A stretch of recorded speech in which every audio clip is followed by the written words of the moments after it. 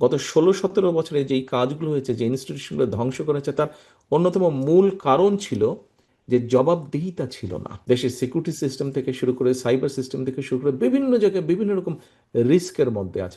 আমাদের সকলকে সামনের দিনে গণতন্ত্রকে স্টাবলিশ করতে হবে, যে কোনো মূল্যে স্টাবলিশ করতে হবে। বিকজ গণতন্ত্র স্টাবলিশ করতে পারলে কিন্তু অ্যাকাউন্টেবিলিটি বা জবাবদিহিতা হবে। গত 16-17 বছরে যেই কাজগুলো হয়েছে, যে ইনস্টিটিউশনগুলো ধ্বংস করেছে, তার অন্যতম মূল কারণ ছিল যে জবাবদিহিতা ছিল না। দেশে কোনো জায়গায় কোনো জবাবদিহিতা ছিল না। এটা আমরা সকলে ভালো করে জানি।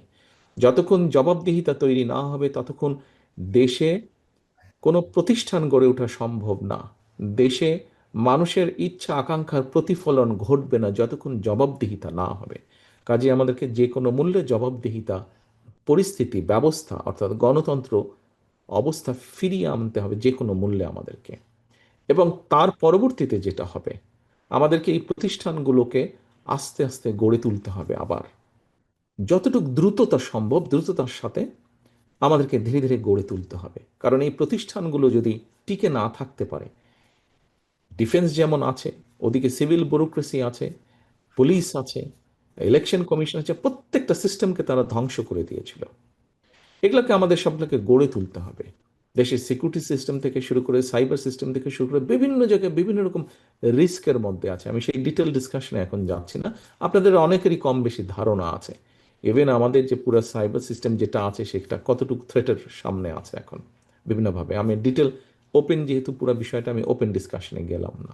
কাজেই আপনাদের মধ্যে এরকম অনেক মানুষ আছেন যাদের সেই কোয়ালিটিগুলো আছে, বা যাদের সেই ট্রেনিংগুলো আছে, যারা দেশে বিদেশে বিভিন্ন জায়গায় এই বিষয়গুলোর উপরে কাজ করেছেন। কাজেই সবসময় যে আপনি দেশকে যদি সার্ভিস দিতে চান, ব্যাপারটা হচ্ছে, আসুন এখন ব্যক্তির থেকে আমরা বলি দল বড়, দলের থেকে দেশ বড়। কাজেই দলকে সার্ভিস আপনি দিতে চাচ্ছেন, কিন্তু আপনার মধ্যে যদি কোয়ালিটি থেকে দেশকে সার্ভিস দেবার, তাহলে কেন আপনি সেটাকে প্রিফার করবেন না? আমি তো মনে করি দেশকে সার্ভিস দেওয়াটা আরো অনেক বড় ব্যাপার।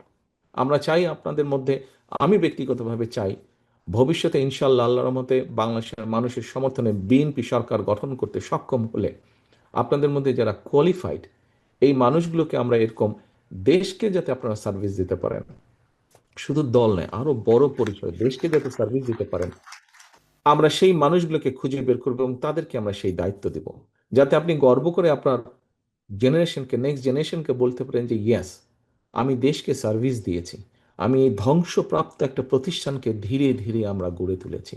এরকম গর্ব যাতে আপনি করতে পারেন, আপনার ভবিষ্যৎ বংশধর তাদের পরবর্তী বংশধরের কাছে যাতে আপনাকে নিয়ে গর্ব করতে পারে।